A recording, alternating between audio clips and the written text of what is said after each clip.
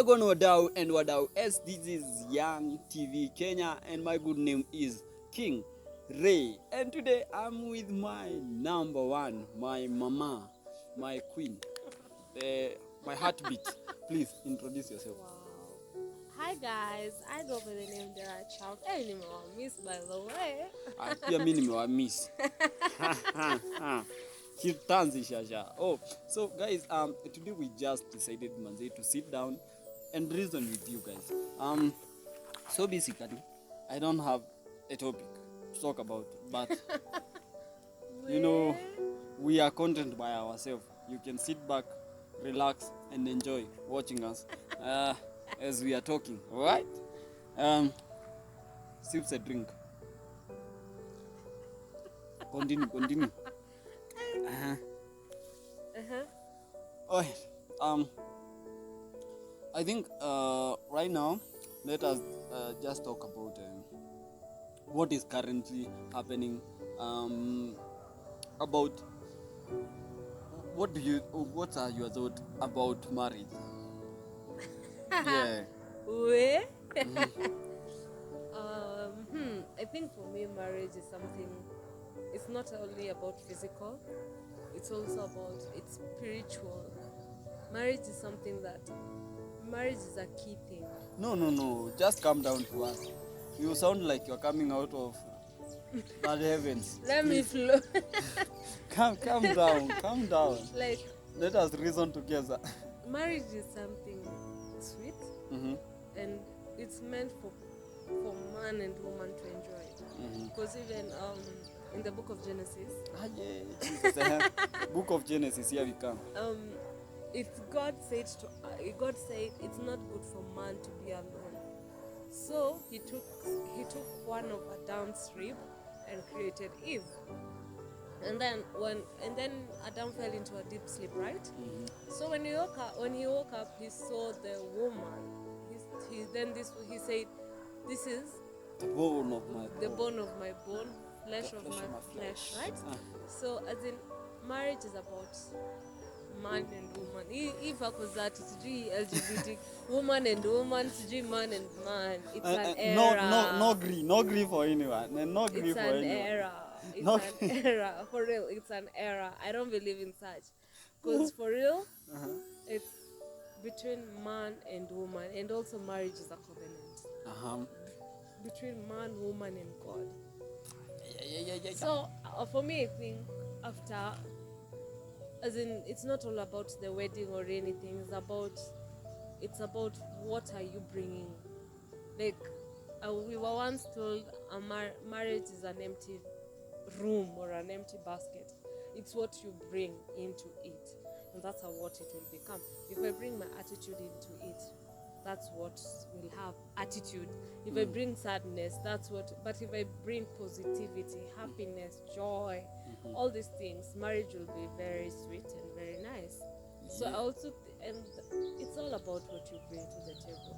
And see story at you after wedding. After wedding, it's between you, your husband, and God. Yeah. Because after hapo umeacha watu hapa wamekula wameenda kwao. And now people will be criticizing your wedding. By the way, uliona harusi na nini venye ilikuwa. But it's not about that. It's about how are you building it? How is you, your husband, and God? How is your covenant? Yeah. Then hata sijui kama unafaa kuongeza anything, but I think we so would I say attached, but that is it, man. I think that's basically marriage. And there is one thing that I want you to keep behind your mind, that God will always be the one who is gluing that relationship together. Like, if your relationship, either the husband or the wife, the relationship with God is bad, even horizontally, hakuna kazi. No vertical relationship, no horizontal relationship. Tuanzie hapo ndo sasa one night stand zinaanzanga. Unajipata watu sasa hizi kwa corporate wanaita imekuwa casual sex. Like, unakuta msee nikawa wame make an agreement with someone that Now, ile wakati we have urges, we meet, have dinner, and voila, everything else flows. Kwa sababu kuna relationship moja imebreak in that circle. I think that's all I will add about marriage. Yes, do you have any other question before I pose another tremendous mega question? Ai, nayo ni kizungu tupu. I don't think I have to add. I think also marriage, you have to marry your friend. Get married to your friend. As in, okay, it's not necessarily, as in, grow your friendship. Yeah. That's it. Right, you have a question? No, you ask. I don't have a question. No. And what's your mind around finances? Not maritally, anyhow. Like, okay, how will I phrase it? What do you think about finances? How can you want me to expose myself? No. Like, just give us your view about finances. Okay, for me, I think finances are there to make your life better and to make your life easy and also grow the kingdom. Because I'm sorry, inasemangwa, seek the kingdom of God and the rest shall be added unto you. What does the rest mean? This means finance, this means marriage, this means everything on this earth. So basically finance, it's there to make your life easier, And comfortable, and yeah, okay. and you being a kingdom financial. Hey, okay. Let me come at least down to earth. I'm being so spiritual. No. You're not spiritual. Like you are spiritual, but you're not so spiritual. I think you have brought it to the lowest level best. My thought about finances, I think we are not supposed to seek finances. Right? Like corporate or the system, You're supposed to make. The way system is all about, man. It's making money. It's seeking for money. For me, as she has said, as you seek God, other things fall in place. Like one day I'll give a testimony, but why are you laughing? Why you laughing? Okay, continue. Sorry. What's testimony? No. Why are you rushing me? Sorry, guys. Continue. Okay, for me, I'm that one person that will always risk. Like, risk to gain more. So, I've lost so. But that's not the idea right now. Right? It's not the real idea. I think that's where I came to learn that money is not usually something to seek for. When you seek God, like things fall in place. Right? I don't know how to put it so that you guys can understand better. But as you seek God, God opens doors. Like now, these doors, people think that it's someone calling you, yo, there is a job opportunity that has come up. That's okay. It's an open door to some people. But for me, when it comes to an open door, I think of an idea. Like it's like God has dropped an idea. It's like you are able to create a system that will generate money for you, right?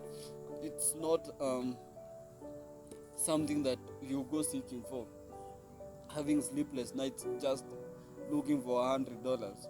I came to realize it's beyond that. It's beyond that. It's like God gives you basically as an idea of generating money even when you're sleeping. I know that sounds like stories ajaba, but that's my view of And also, finances. if you're not careful enough, if you're not quick to put your idea into place. Someone else will have the idea. Oh yeah, someone will just run with it. Yeah, it's not that you have shared it with someone or something, but you Automatically, never it's an know. open door. Yeah, you And it's never not know. physical. If Okay. maybe I have an idea of I want to open an oil company about curl hair, nini. If I'm not quick to act upon that, someone else will come up with an idea of that similar thing, and then you'll be like, Kai, see, I wanted to do the same thing. You always find yourself saying, I had the same idea, Yeah. but you didn't run with it. So you have to be quick to your idea. Yeah, I think that's so spiritual. Uh, you have another question before I drop another one? Allah, my question is to you: what has sustained you up to date? Sustained me how? In every way, as in nini imekufanya you've stood out and stand out up to date? Alright, let me talk about the grace of God. I think, Glory. right, this thing, okay, kuna wase wanasemanga, okay, the word of God says, I can't remember what the verse, but it says, the things of the kingdom looks like foolishness to the people of the world. Yeah, true. Like people won't understand why. Mbona usifanye wash ukuwe na do, right? Mbona ufanye chenye wengine wanafanya ndo upate do? But for me, what has sustained me, it is just the grace of God. He provides for me. If it is food, he will provide. I don't know his ways. I don't know, but I'll find myself, I'm not starving. I'm not starving at all. I'm provided for, like clothing, like every basic is provided for, and he has given me ideas on how to run my own company. And I thank God for this baby steps that I have made up to date. Yeah, basically it's the grace of God. I don't have any explanation of how God does it, but he just finds a way of sustaining me in this life, because this is my thinking. If I am alive today, he has a reason why I'm alive. That's what motivates me every day. Even when I'm solo, I just think that I just remind myself, and remember, always remember to remember. Like, if you sometimes, when you are solo, life doesn't make sense to you at all. You have to find something to remind you where you have come from and where you are going, right? So sometimes I write down things. There is a time that I had this idea of Young TV Kenya, but I never implemented it. We were just rolling, like I was just like saying, God, when you provide 50K and above, that's when I will start this company, like, I'll buy a camera, maybe a beginner camera of $350 or something. Like, I had this plan, you get. Like, I had a plan laid down, right? Then I love reading books. I learned from someone that the best way to go forward or to implement your vision is just by starting. Start with what you have. If you have a phone and you don't have maybe a condenser mic or whatever, just shoot that video with what you have, edit the way you can, and post it, if that's all you can do for that moment, right? So that's, by the grace of God, I can't complain. At least this channel has over 400 videos, so I've made a baby step, and I appreciate it. Yes. What about you? What has sustained you? What has sustained me? The mercies of God and prayer. The mercies of God and prayer. Wow. Hey. Oh, ashes. Oh. Wow. I think for me, prayer has really immense idea in a lot of ways. Even if you see, for me, So, you find yourself sometimes like you're like, I'm so tired to pray or something. As in, always find something to activate that spirit in you that will awaken your spirit. Sometimes for me, I'll feel like I'm tired. See, let me sleep for some time, then I'll pray later or in the morning. When you just play some worship songs that awakens your spirit, you'll just find yourself. Rabba Zuza. Oh, going deeper. Yeah, in the spirit. You travel in the spirit. And before things happen physically, it happens spiritually. Go deeper, woman of God. So, utapata, as in, before things manifest here physically, they have manifested in the spirit. That's why we always told wage war. Wage war. You don't know what's fighting. So, as in, if you travail and if you pray, you cut it before it grows. Yeah. As in before the weapon has been fashioned. Yeah. So naikata to kuikata before it's fashioned. So yeah, prayer has helped me and the mercies of God. I am a human being. Oh yeah. We fall short of glory every time. Kai. But Jesus. it is said in the Bible, mercy. How will I say this? That word. As in I don't want to use a big word, but just use it. No. These are intelligent people. Now. Okay. It's not a big word. I found the exact word that mercy qualifies you to be favored. Hi. Jeez. It's only by the mercies of God that you are favored. Because mercy qualifies you for a lot of things. Yeah. Because our God is a merciful God. In a lot of ways. Like, manze, we are human. Imagine tunakoseanga God how many times. Kai, hata maybe saizi tumeshamkosea, but unapata he is a very jealous God. So he's jealous of you. You understand? So it's like if God didn't have mercy upon Job, he would have not been hizo mali zake, it would have not been returned the way they were. Because you see, the devil went to some things, you know what you go through, sometimes God allows it. Yeah. So, as in, when the devil went to God and said, this is and this, you see, this servant of yours is da-da-da-da, let me test him. Job was tested and everything. But mercy. God's mercy. Like, it triumphed. Like, manze, because the devil always makes accusations against you. Yeah, and I would say even David, my friend. Imagine all these traumatizing things that David has done just for that thing. This guy, you know, God himself says that this is the man after my own heart. Like, after doing all those stuff. In the matter of Uriah, that's where he went wrong. All other things that he did, he was the man after God's heart. Like, that's where in the Bible I see full furnished mercy. I would say that. Yeah, so the mercies of God have really sustained me in prayer. I should start praying more than I think I should be praying more often than I always do. Yeah, I think that has been a lesson that even me I've learned. You see, I think also what I as in on top of that, you speak life.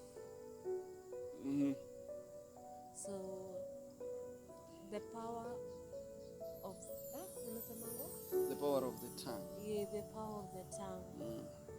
It's so powerful. So you have to be careful of what you say. Yeah, you can speak death and life through your mouth.